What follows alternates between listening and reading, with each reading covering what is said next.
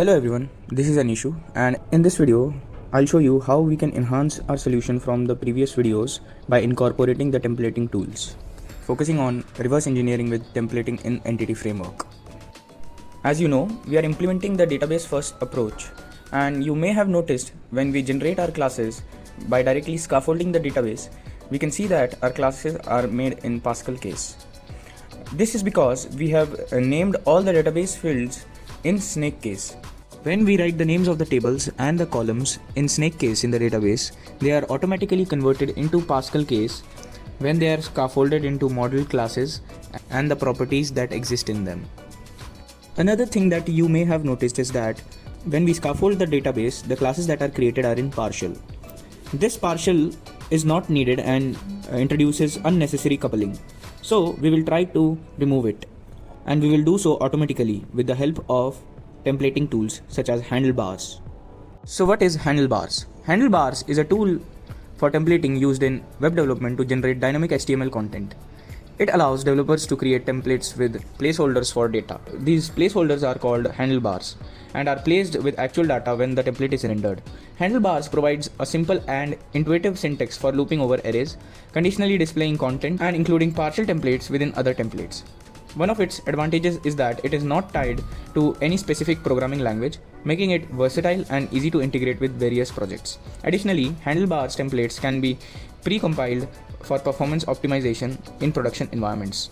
Overall, Handlebars simplifies the process of generating dynamic content in web applications. To use Handlebars, we first need to add the Handlebars package in our project using the .NET add package entity framework core.scaffolding.handlebars command.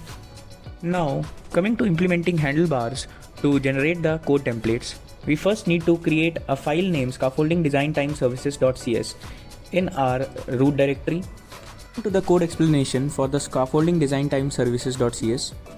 The code begins with a namespace and a class declaration, importing the Microsoft Entity Framework core.design namespace and defining a class named Scaffolding Design Time Services that implements the iDesign Time Services interface.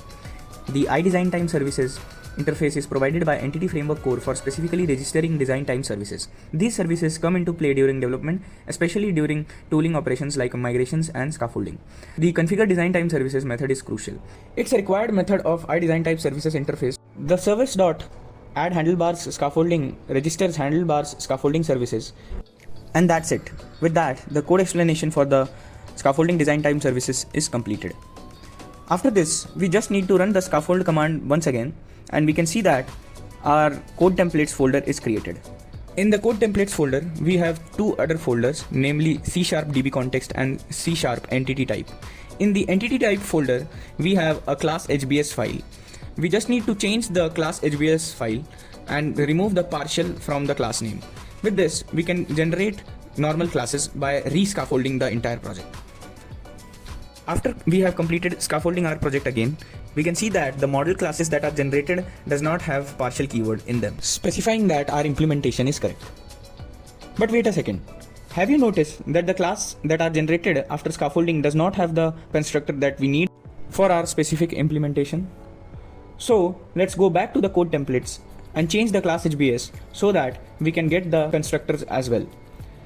As you can see, I have added these lines in my class HBS file so that I can generate both the parameterless constructor and the parameterized constructor. For the parameterless constructor, the class placeholder will be replaced by the name of the class when the template is rendered. For the parameterized constructor, it will take the parameters corresponding to the class properties inside the constructor. Each property is assigned to its corresponding parameter value using this property name equal to property name. The hashtag each properties block iterates over each property defined in the class. The property type placeholder is replaced with the type of the property. The property name placeholder is replaced with the name of the property. And the hashtag unless add last block adds a comma after each parameter except for the last one, ensuring proper syntax in the parameter list. Finally, we will scaffold our project one last time and see the changes. As you can see, after scaffolding the entire project, we have got the changes in the model class according to the templates that we have set. With that, I have shown you how to reverse engineer your models using templating tools. I hope you enjoyed the video. Thank you.